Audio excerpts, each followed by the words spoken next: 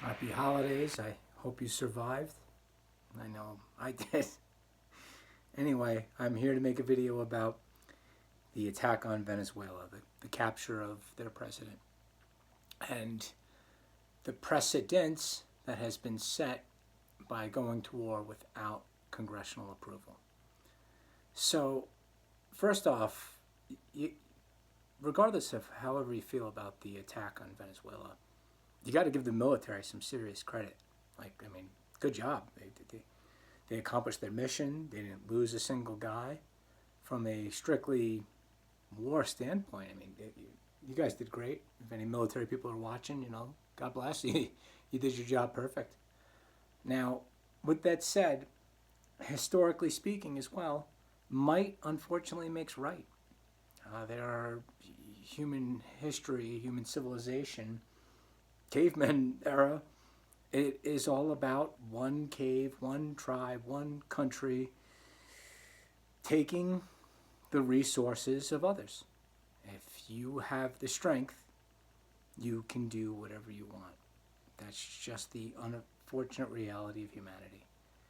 Now, with that said, I'm going to frame this from a historical perspective. I am in New Mexico, so this one kind of pans out a little bit more towards my life. So James Polk, he was pretty much the first president to move troops without congressional authorization. When Texas annexed itself, so to speak, from Mexico, he sent in troops to help bolster the Texas forces. He did get congressional authorization later on to go to war with Mexico, which I directly benefit from because I live in the southwest of the United States. After him was Abraham Lincoln. Abraham Lincoln organized the militias of the North and blockaded the South while Congress was not in session. He just kind of did it unilaterally. Now, once again, I benefit from this too, because had we had not brought the South under the fold, it would be not a wonderful thing to live in two separate countries. I appreciate that we live in a unified nation. However, he did it. He organized the militias and blockaded it. Now, imagine what we would think today if the president organized militias to go against whatever threat within inside the country. It would be terrifying. Okay.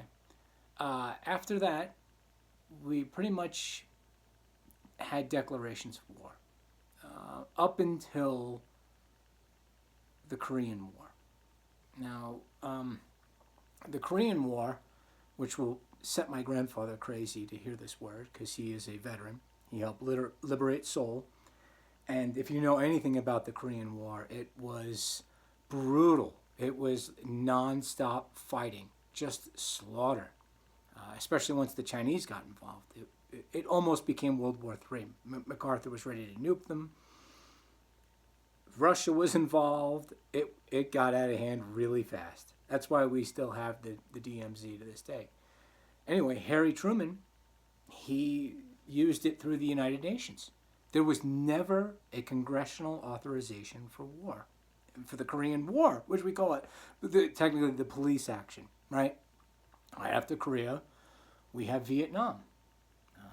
The North were attacking the South again, similar kind of circumstances. We came to help bolster the South. No declaration of war happened. And, I don't need to go into what Vietnam was, but it was a war without congressional approval, ever. The Gulf of Tonkin Resolution agreed to using some forces, which the Gulf of Tonkin Resolution, the whole incident of the Gulf of Tonkin was completely made up. I know a veteran who was actually there. Look into it yourself, whatever. Okay.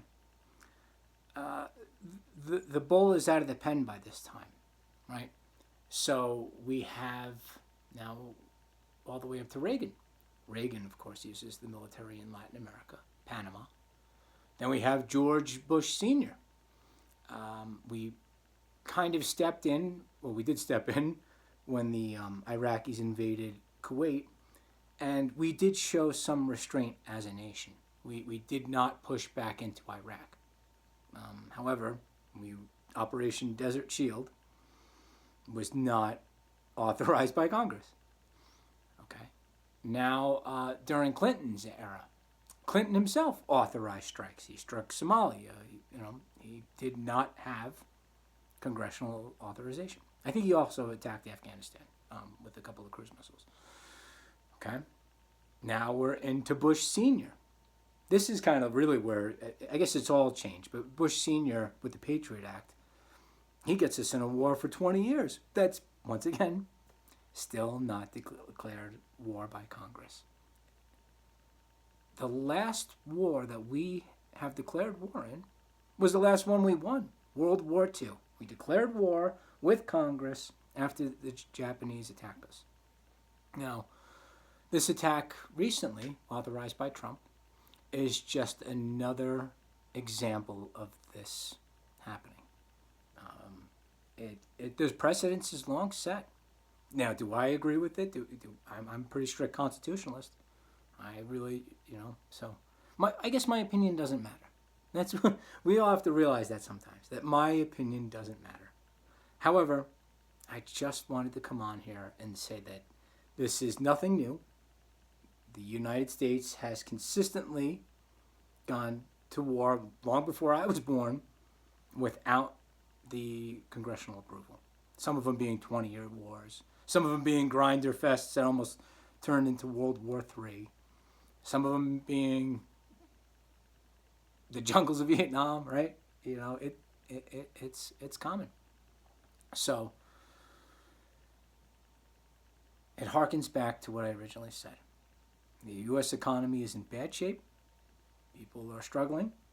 And whenever people need something, and if they're strong, whether you be the big kid on the playground or the big country, might makes right. Do I like that? No, not at all. But is it the reality of the world? It sure is. There's a lot of things that I don't like that are the reality of the world. Anyway, I hope you're doing well, and I hope you ponder our current state of affairs, and I hope your new year is blessed.